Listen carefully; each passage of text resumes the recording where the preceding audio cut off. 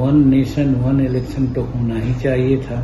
1967 तक जो भी चुनाव हुए विधानसभा लोकसभा का एक साथ ही हुए, इसीलिए बहुत सा एंगल है जिसके चलते वन नेशन वन इलेक्शन होना चाहिए।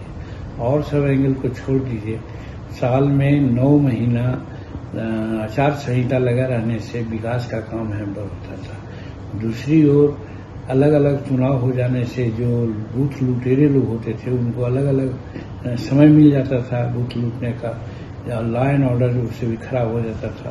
और खास करके दलित मतदाता जो कि वोट देना चाहते थे उनको बहुत जगह लोग वोट नहीं देने देते थे।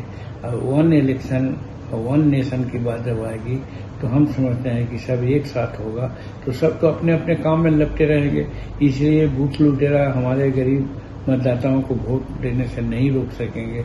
इसलिए ये समय का तकाजा था, ये और पहले होना चाहिए था, लेकिन नरेंद्र मोदी जी ही सब कुछ करने वाले हैं, इसीलिए ये भी एक काम नया काम उन्होंने किया है, इसके लिए हम उनको धन्यवाद देते हैं। देखिए, तमाम लोग ऐसे प्रस्तुत कर रहे हैं कि कैबिनेट ने वन नेशन वन इलेक्शन के प्रस्ताव को इस कमेटी एम्पावर्ड कमेटी के प्रस्ताव को स्वीकार कर लिया।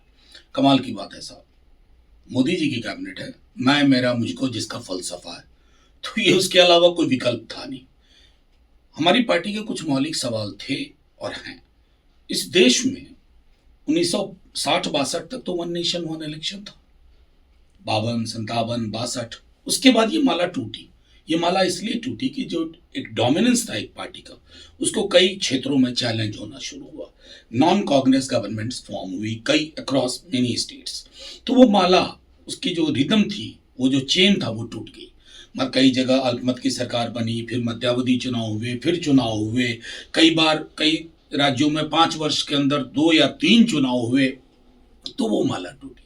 अब इसकी क्या व्यवस्था होगी इसमें, क्योंकि हम तो नहीं जानते हैं मसौदा।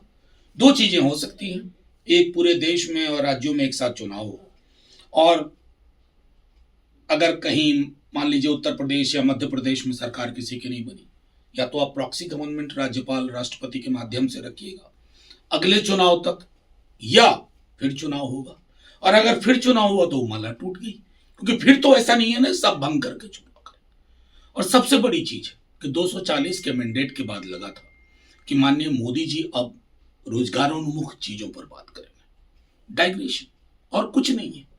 वन नेशन वन इलेक्शन जो एक विविधता रही है, क्या अब तक के जो मेनी इलेक्शंस हुए, क्या उसने डेमोक्रेसी को कमजोर किया? नहीं। कोई ऐसी स्टडी है? नहीं। वन नेशन वन इलेक्शन इस सरकार का पुनः एक ऐसा ऑब्सेशन है जिसकी जड़ें कहीं नहीं है, सिर्फ इसमें कि डाइग्रेशन हो, कुछ दिन हेडलाइन मैनेजमेंट हो, चर्चा हो, क्योंकि आपके पास इस तरह की कंटिजेंसीज के लिए क्या प्रावधान है, नोबडी नोस। हमसे जुड़े रहने के लिए हमारे YouTube चैनल को सब्सक्राइब करें और नई वीडियो की नोटिफिकेशन के लिए बेल आइकॉन को दबाएं। अगर आप ये वीडियो Facebook पर देख रहे हैं तो लाइक जरूर करें और ज्यादा से ज्यादा शेयर करें। धन्यवाद।